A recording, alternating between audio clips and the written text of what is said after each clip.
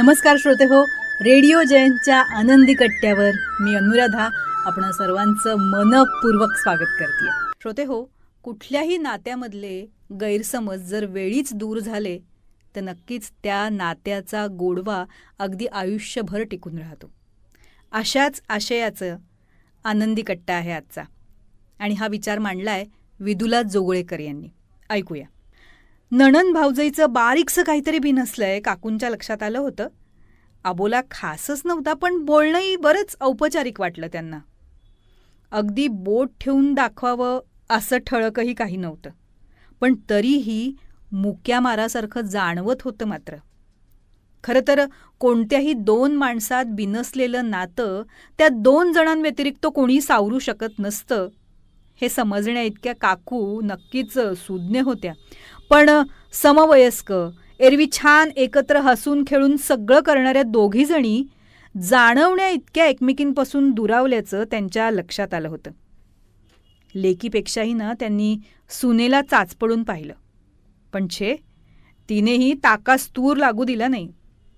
ज्या अर्थी ठोस कारण ती देत नाहीये ना, त्या अर्थी क्षुल्लक गोष्टीतनं गैरसमज होऊन नकारात्मक परिणाम वाढण्याची शक्यता जास्त असते.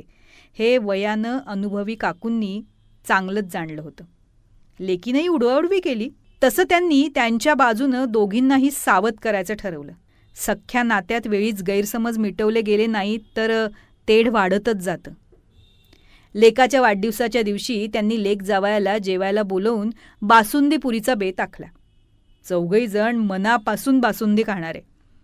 आई, सीताफळ रबडी विकत आणूयात आणि पुरी भाजी पुलाव घरी करूयात. सुनबाईंनी प्रस्ताव मांडला. अगं, आदल्या दिवशी दूध आणून घरी करूयात की भरपूर बासुंदी, सगळ्यांनाच आवडते. बेताची साखर, केशर, जायफळ घालून मस्त आटवूया. इतकं दूध आटवायला वेळ कुणाला आई? आणि ते फार निगुतीचं काम आहे. सारखं हलवत राहा. उतू जाणार नाही म्हणून गॅसचीच बांधून घ्या स्वतःला.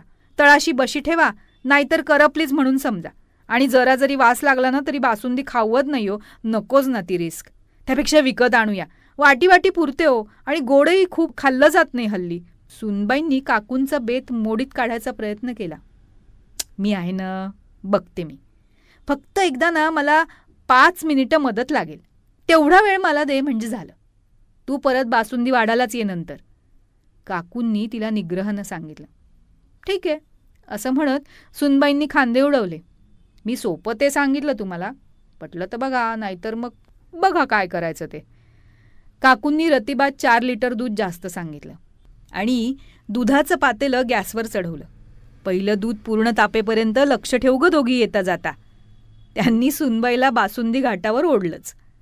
चहा पाणी होता होता पटकन तापेल ग, आपण दोघी ओट्याभोवती तर असतोच यावेळी. दुधाला उकळी फुटलेली दिसली आणि त्यांनी सुनबाईंना मदतीला बोलवलं. आता खरी तुझी छोटीशी पण फार महत्वाची मदत हवी हा बाई मला, मग बासुंदी आपल्या आप होऊन जाईल. मग सून देखील तत्परतेनं ओट्याशी आली. हे तापलेलं दूध आहे ना, तेवढं दुसऱ्या पातेल्यात मला ओतून दे.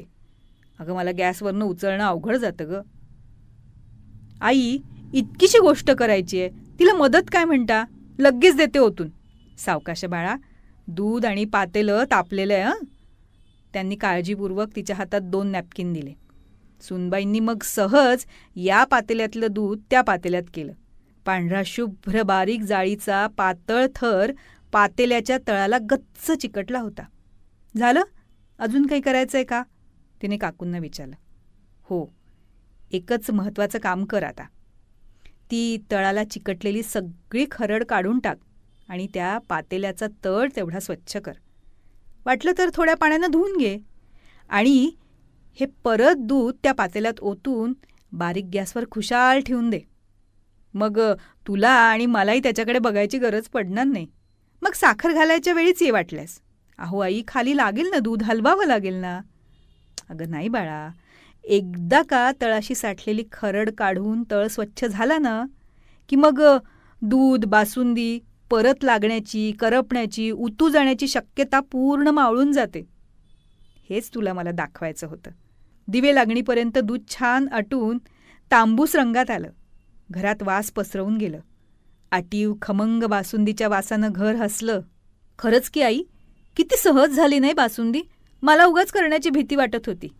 काकू हसल्या. अगं, प्रत्येक गोष्ट निगुतीने करताना त्यात एक मेख असते, टीप असते. ती नेमकेपणानं समजली ना तर गोष्ट उत्तम आणि निर्धोक होणार, हे लक्षात ठेव. बासुंदी करतानाची ट्रिक म्हणजे मूळ रूपात असलेल्या दुधातला निसत्व भाग म्हणजे खरड तापवल्यावर काढून टाकणं, तळ स्वच्छ करून घेणं आणि सत्वयुक्त दुधासहित दुधाला बासुंदीपर्यंत आटवत घट्टपणात बांधणं. कारण तळाला चिकटलेल्या खरडीला जशी जशी आच लागत जाईल ना तशी तशी ती करपतच जाणार.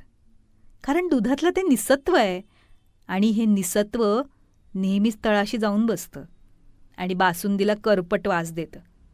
एक करपट वास सगळी बासुंदी खराब करून टाकतो. लक्षात घे हे. पण सत्वयुक्त शुद्ध साय नेहमीच दुधाचा पृष्ठभाग व्यापते. जितकी आच लागेल तितकी घट्टपण ती बासुंदीला बहाल करते. साईला करपण्याची भीती नसतेच कधी. हे बघ, नात्यांचंही असंच असतं हो.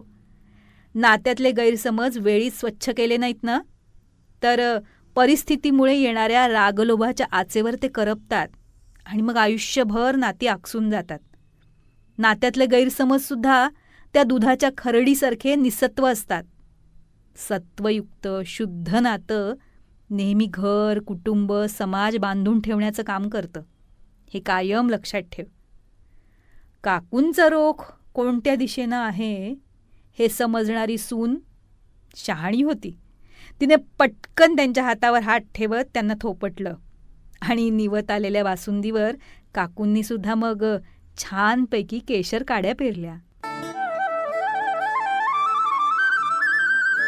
तेव्हा श्रोते हो, हा होता आनंदी कट्ट्यावरचा आजचा सुंदर विचार. तुम्हाला तो कसा वाटला याविषयीची तुमची कमेंट बॉक्समध्ये नक्की लिहा. आणि त्याचबरोबर रेडिओ जयंतचे दर्जेदार कार्यक्रम ऐकण्यासाठी रेडिओ जयंत लाईक करा, शेअर करा आणि सबस्क्राईब करा. रेडिओ जयंतचं सबस्क्रिप्शन फ्री आहे. आणि त्याचबरोबर नोटिफिकेशनसाठी बेल आयकॉनवर क्लिक करायला सुद्धा विसरू नका.